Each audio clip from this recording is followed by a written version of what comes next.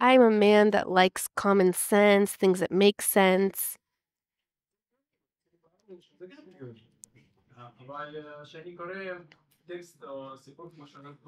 But when we read a text like today, where Yeshua Christ walked on the water, it requires, at least for me, some kind of sense or common sense on a different level. Because we know that God is the creator of the world. He's above the laws of nature that we know. When we read this, it's really a challenge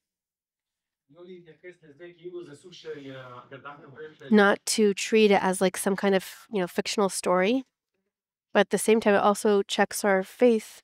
Do we really trust what it says? It doesn't matter if it says that God created the world or Christ walked on the water. Can we really stand on that, believe, trust that the Word of God is the truth?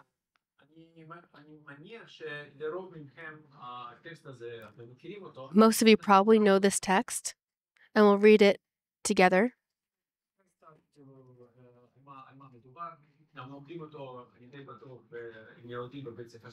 I'm sure that you learn it in like Sunday school or Bible school, but we're going to be addressing it today. We'll be reading from Matthew 14, 22 to 34. And then we're going to kind of walk through this text and build it, and we'll ask questions together and think together about the answers. And this helps us notice things that we don't always notice if you're reading through the story quickly. Things that we should really take the time to think about, notice, understand why is it like this or is it not like this. So we'll start together. Matthew 14, I will be reading as well, but you might want to look at it in your own version.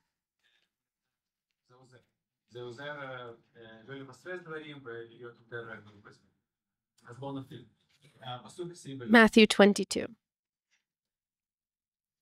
Immediately Jesus made the disciples get into the boat and go on ahead of him to the other side while he dismissed the crowd. After he had dismissed them, he went up on a mountainside by himself to pray. When evening came, he was there alone. But the boat was already a considerable distance from the land, buffeted by the waves, because the wind was against it. During the fourth watch of the night, Jesus went out to them, walking on the lake. When the disciples saw him walking on the lake, they were terrified. "It's a ghost," they said, and cried out in fear. But Jesus immediately said to them, "Take courage, it is I. Don't be afraid." "Lord, if it's you," Peter replied, "tell me to come to you on the water." "Come," he said. Then Peter got down out of the boat, walked on the water, and came toward Jesus. But when he saw the wind, he was afraid, and beginning to sink, cried out, "Lord, save me." Immediately Jesus reached out his hand and caught him. "You of little faith," he said, "why did you doubt?" And when they climbed into the boat, the wind died down. Then those who were in the boat worshipped him, saying, "Truly, you are the Son of God." When they had crossed over the land and landed at Gennesaret, and when the men of the place recognized Jesus, they sent word to all the surrounding country.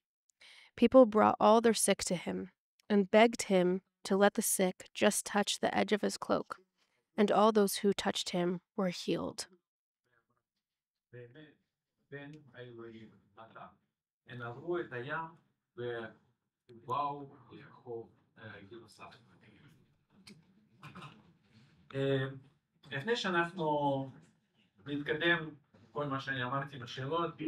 Before we go through all the questions and addressing them, let's see a little context first of all, just to understand where this happened.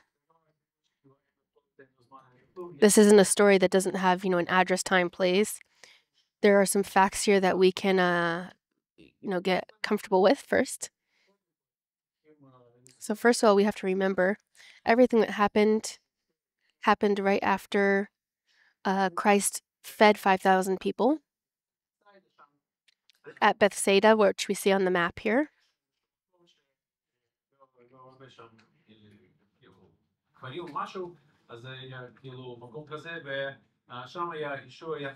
So that's where Christ was with his disciples and all these people who came to hear him and meet him.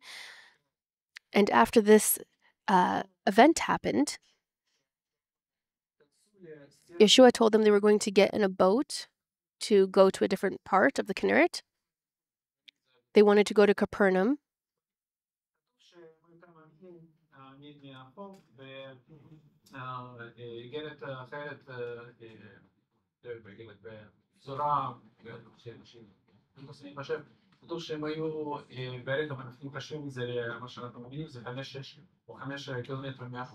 So it says that they were a little distance from the shore side, and from what we're able to gather, there's estimates that they think it's about 5 kilometers.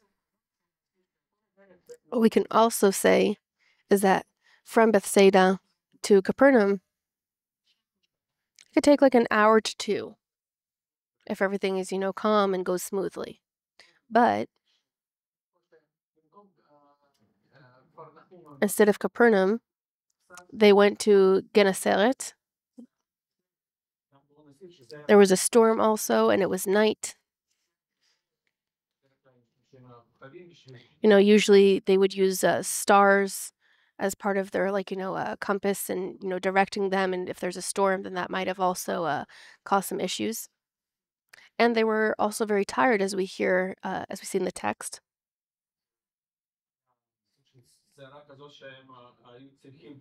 They were physically probably very exhausted from battling through the storm with rowing the boat. We said it was at night.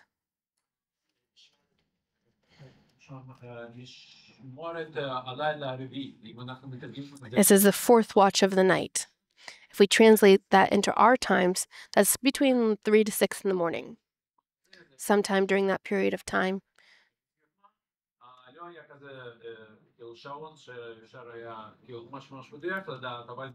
Of course, we don't have a specific timestamp, but we understand that it's somewhere between that period of time of 3 and 6. And we know it was coming right before the sunrise. And the Kinneret is also it's like a lake. It's not really like a sea.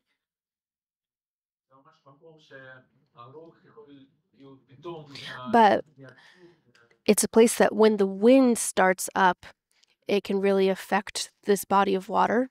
I lived in the area, and that's true.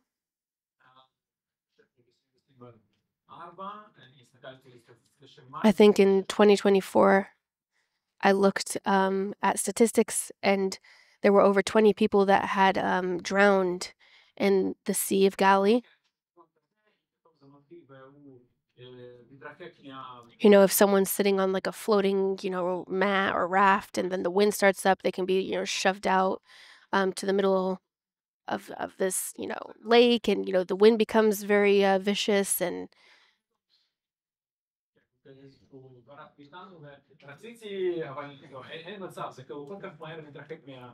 it just all happens so quickly that it's very hard to go ahead and come back from that.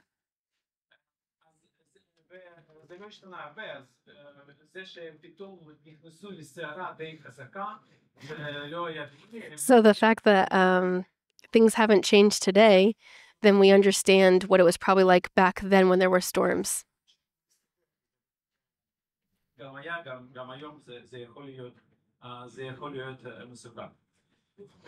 And it definitely can be very dangerous to be on this body of water.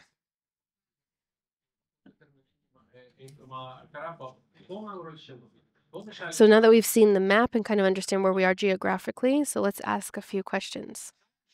So the first question is, how did this happen? How did the disciples find themselves in this situation? How did they get stuck in the situation? They were trying to be tough guys or superheroes and get through something challenging. Were they just all crossing their fingers saying, oh, let's hope that luck is on our side? And let's look at verse 22.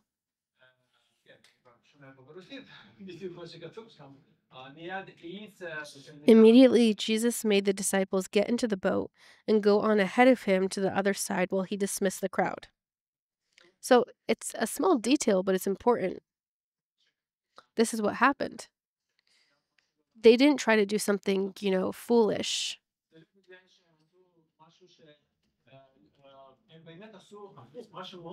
They were doing something quite the opposite. They did what Christ told them to do, to get in the boat. And this is something that we can think about ourselves in our life, is the fact that we do everything right and by the word of God. Does that mean that the storm isn't going to come? No, it doesn't promise us that. The opposite is true. It can happen. I'm not saying that every time when we follow the Lord, everything is, smooth sailing. There can be storms in life. But it's important to understand that even if we do everything exactly as God says to do and expects from us, it can still result in us finding ourselves in a storm of life.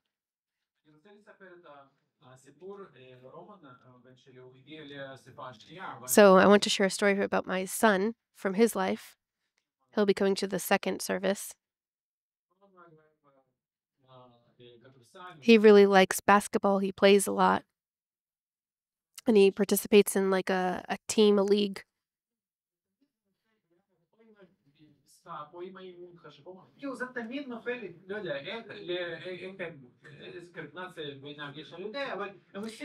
It seems like he always has games and events that fall at the same time as other important things. And it always ends up in him saying that he can't participate in something. And there's one time that Yulia, his wife, and himself said, give it into God's hand. Believe. Hold on to the hope. It's important to you. All these, things, these kennises, they're like weekend events for young adults and teens and stuff like that. It's if it's important to you, give it to God. He went to a game, and the coach told him, you weren't here in the training beforehand, so you can't play in the game, sit on the bench. And he was like, God, you told me that I should trust you and believe.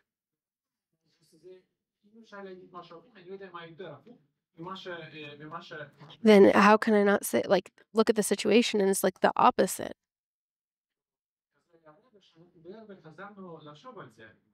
And a lot of times we had to think again about this situation and other situations. What happens when we follow the Lord? What I can see is that success, sometimes everything, we can't promise that everything will be successful or sparkly and wonderful, but we will talk about what is promised to us. Something else interesting, another question is, so we understand that they're in the boat, and a few hours into this, everything goes downhill. Where is Christ in all of this? Where's Yeshua while they are in the boat? It says, after he had dismissed them, he went up on a mountainside by himself to pray.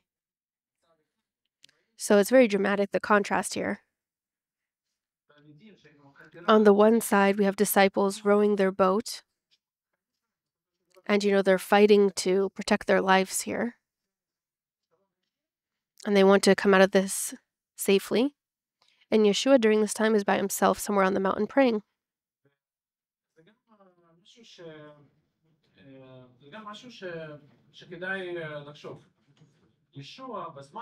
So it's something to also take into consideration.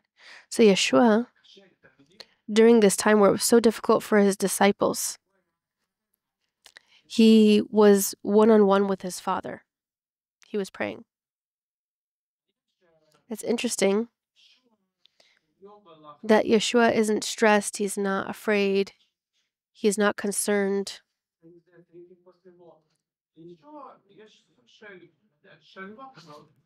Yeshua has this peace. There's something that's really important happening right now.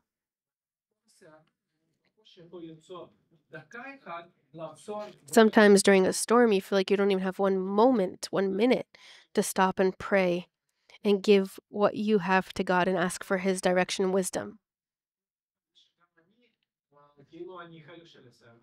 The storm can just come along and kind of drag you along with it.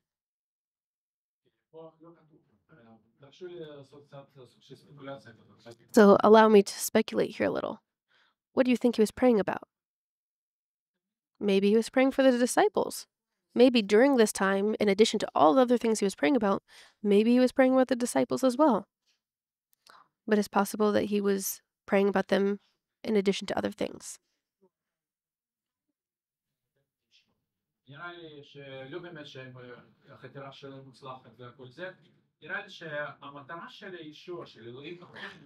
I think that God's goal in life is beyond just our general success in things such as work or life in general, but something way beyond, on a higher level, something important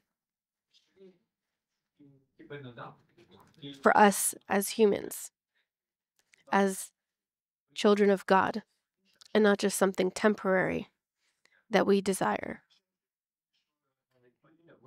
I think that if Yeshua was praying for them, he was probably praying for their faith, may they be strong in their faith, that they'd be rooted in their faith. And that's personal speculation.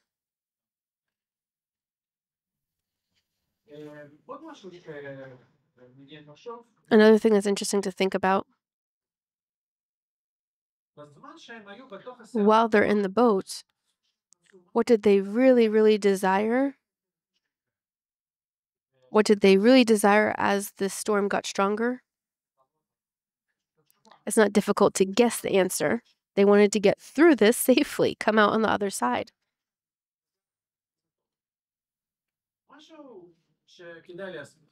What's something worth mentioning? A few chapters before, and I checked this across a few Gospels, there was another similar example with one difference, but Christ was in the boat. And if we look at Matthew, then we can see that this happened a few chapters before, that they were in the storm, they were in danger, and Yeshua was there in the boat. Did he wake up? No, he was woken up.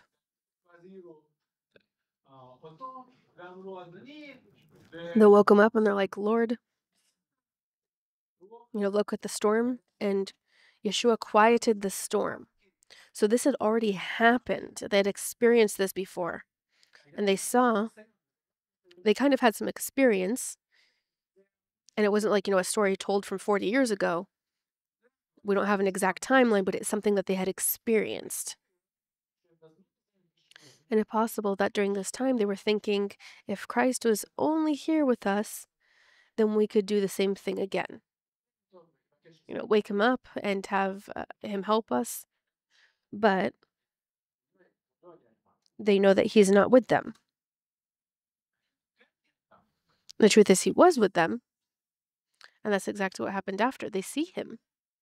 They see him walking on the water.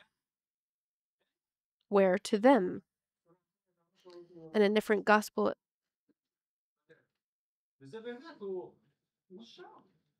Never mind. It says that he was with them. And what happened when they saw him? Did they feel this great joy and like, oh, great, everything's wonderful now? No, they were already afraid. And now they're even more afraid because they couldn't recognize him.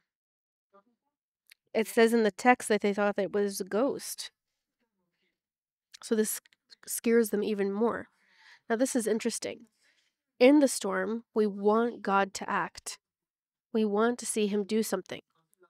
And when God begins to do something, we don't always recognize that it's God, that it's really what he is doing. We can't always identify this. And like I said, it was, very late in the night before sunrise.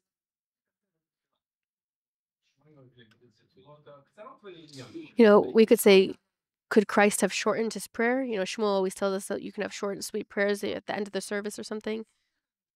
So could he have ended his prayer faster and came earlier? He could have. He can do all things. But for some reason, Christ decided to come later, towards sunrise, after they had been tired and gone through a lot.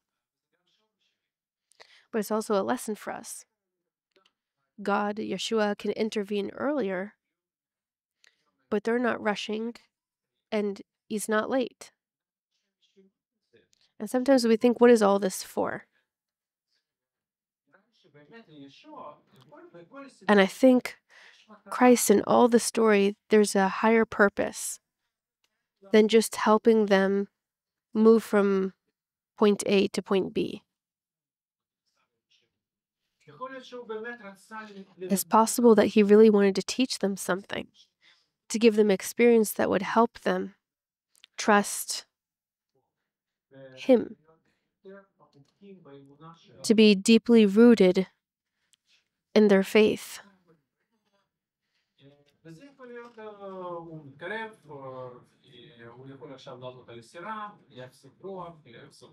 He could, of course, stop the wind, calm the waves,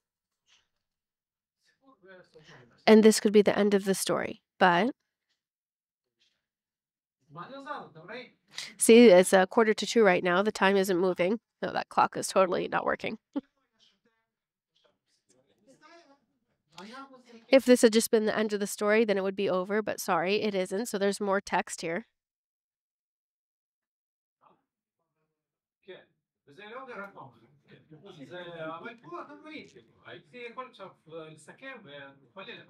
So I could conclude here and finish, but no. What we see here, verse 28,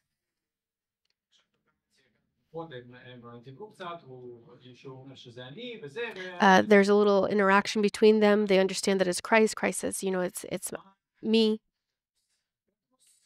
And then Peter. Peter can't just sit there quietly like everyone. Peter needs something.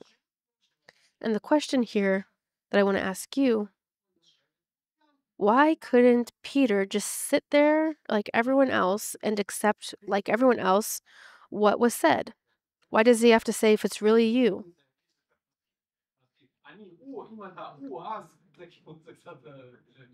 It amuses me a little bit, the whole, I am he, if it's you, then do this, the back and forth. But why does he need to say, if it's you, then call me to you and I'll walk on the water? And what does it mean to walk on stormy waves? It's not something flat and solid. Everything is, moving, fluid. And you have to find a way to stand on that, in addition to the fact that it's water. And we said that Peter can't stay where he is. He really asks Yeshua, if it's really you, and we want you to be with us, then call me out to you.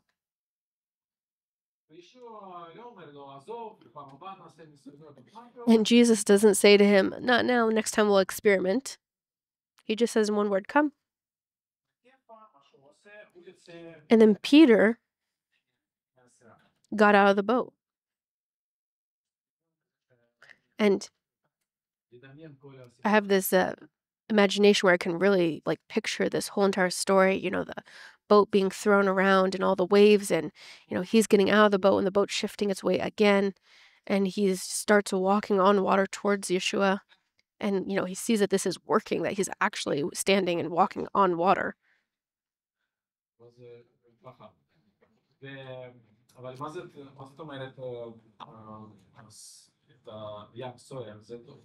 But what does it mean that the water is stormy? You're kind of going up and down a little, bobbing. Like maybe you're seeing Christ and not seeing him because of the waves going back and forth. And at some point, he looks around him. He probably feels a little less sure of himself than he was. And he starts sinking in the water. Maybe he tries to start swimming. And you're up and down, maybe you're panicking a little. And during this time, Peter understands what's happening, and he yells out to Christ to save him, and Yeshua gives him his hand and catches him. Why wasn't enough for Peter just wait in the boat until Yeshua got in the boat? And here's a little bit of speculation. I think all the other disciples wanted was to get through the storm. They just wanted to get out of this situation peacefully, in one piece. And Peter was somewhere else. He's looking at this story and thinking, is it really you? If the person I see before me is really Yeshua, I want to be sure of this. And I'll summarize it in a sentence. The disciples wanted to get through the storm. Peter, who wanted to know the Lord. And I think it's a good example for us also. Is our perspective just, I want to get out of this, I want to get through this? As we say in Hebrew, we've gotten through it, we passed through Pharaoh, we'll get through this as well. Or do we have this desire to learn and understand in a deeper manner who God is and who He is in our life? The problem is, or the problem that happened to Peter, wasn't that Christ suddenly disappeared. It was what happened to him. That he was holding his faith and walking and looking at Yeshua. And his focus was on Yeshua. When he was focused on him and he was able to walk on the water, and as soon as his focus shifted to the waves and everything happening around him, then he started to sink.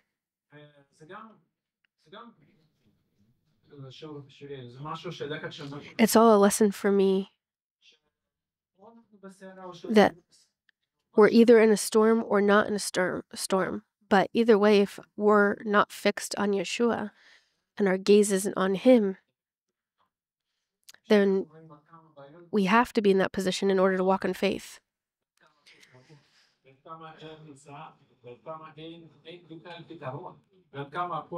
And even if everything looks like it's falling apart and there's no solution, that is shifting our focus onto the situation and our circumstances instead of focusing on Christ. At the end of this story,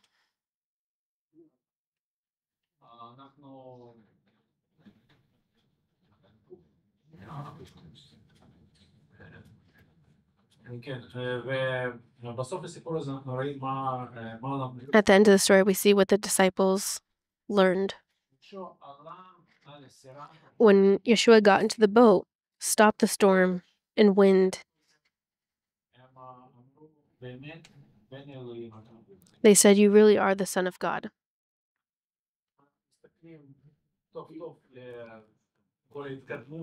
And if we look at the development and that the disciples really understood who Christ was, this wasn't really where they understood who Christ is. A few chapters later, Yeshua asked them, "What do you think about me?" etc. And that was really a place where Peter, the same Peter, understood that Christ is the Messiah.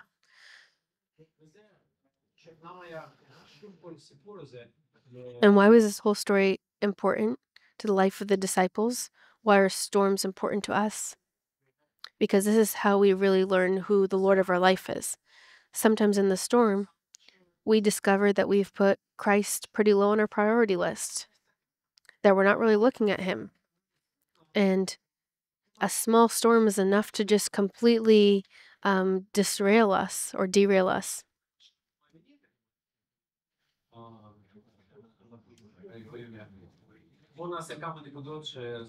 So here's a few points here to kind of summarize.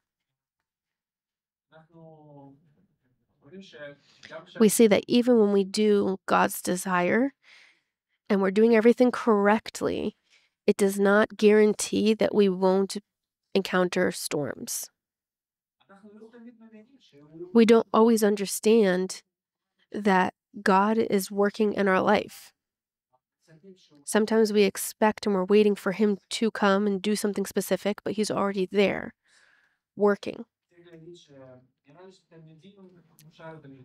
The disciples, some of them really just wanted to get through the storm in one piece, whereas Peter wanted to know Christ deeper.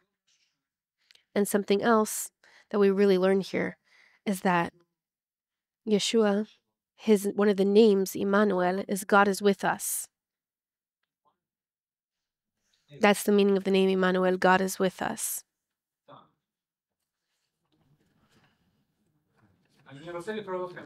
I want to read a short part of a letter that a pastor sent to a fellow believer. And this is what it said in the letter. I translated it from English. And it's so deep in its meaning. What does it mean that God is Emmanuel? God is with us in the ER, in the lawyer's office, during finals, changing diapers. God is with us in prison, on the first date, during the ugly cry, in the drop-off line. God is with us working the graveyard shift, at the office, at the gym.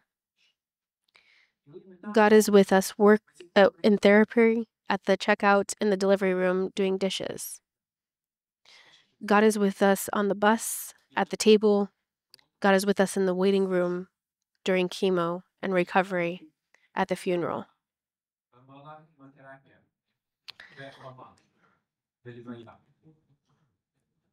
God is with us at the altar, when we thought we'd be married by now, when till death do us part turns into there's someone else,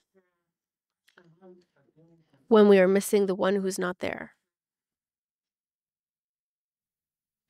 God is with us when the pregnancy test is positive, when it's negative, when it's everything we hoped for, when it's nothing we anticipated.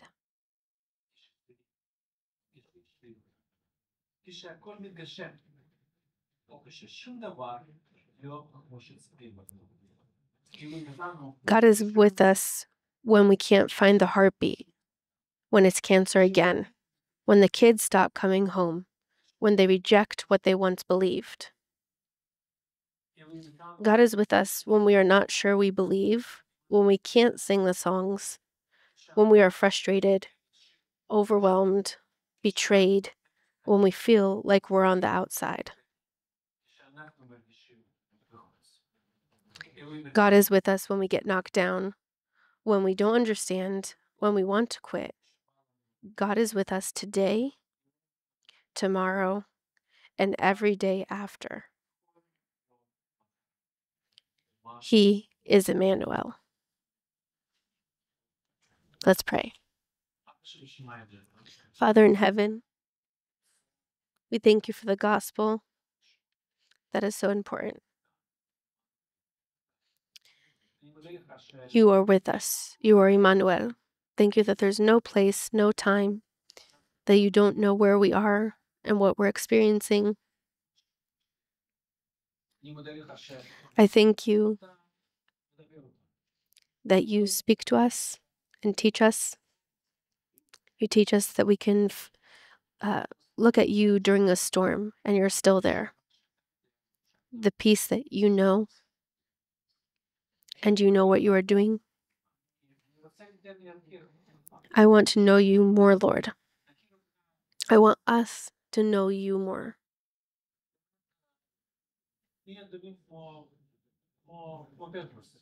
That we would be like Peter, that during this time, we want to be closer to you